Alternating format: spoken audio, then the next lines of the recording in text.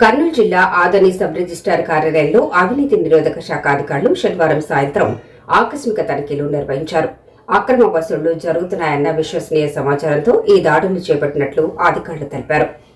Kurnool ACB DSP Sitaramarao, CI Krishnayya ఆధ్వర్యంలో జరిగిన ఈ తనిఖీల్లో కార్యాలయంలో సబ్ రిజిస్ట్రార్తో పాటు సిబ్బంది, 4 డాక్యుమెంట్ రైటర్లు, వారి అసిస్టెంట్లు మరియు 2 ప్రైవేటు వ్యక్తులు ఉన్నట్లు గుర్తించారు.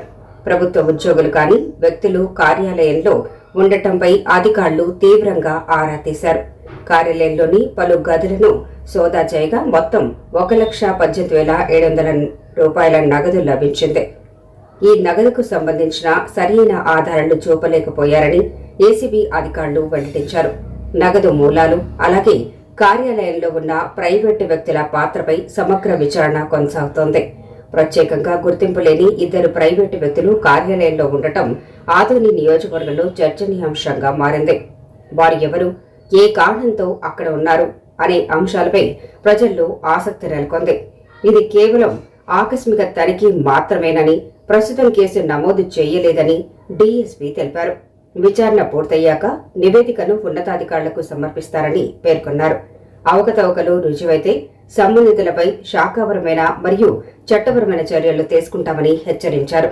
ప్రభుత్వ కార్యాలయాల్లో ఎవరైనా లంచం డిమాండ్ చేస్తే 1064 టోల్ ఫ్రీ నంబర్కు లేదా 9440446178 కు ఫిర్యాదు చేయాలని ప్రజలకు సూచించారు.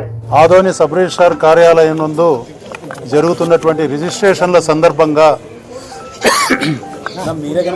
ఉద్యోగస్తులు సబ్ రిజిస్ట్రార్ కార్యాలయంలోని ఉద్యోగస్తులు వచ్చినటువంటి పబ్లిక్ దగ్గర నుంచి భారీ ఎత్తున అక్రమ వసూళ్లను చేస్తున్నారని రిజిస్ట్రేషన్ల సందర్భంగా మాకు కర్నూలు ఏసీబీ డిఎస్పీ అయిన నాకు మరియు మా సిబ్బందికి రాబడినటువంటి సమాచారం మేరకు ఈరోజు సాయంత్రం 5:15 ఆదోని సబ్ రిజిస్ట్రార్ కార్యాలయం మీద ఆకస్మిక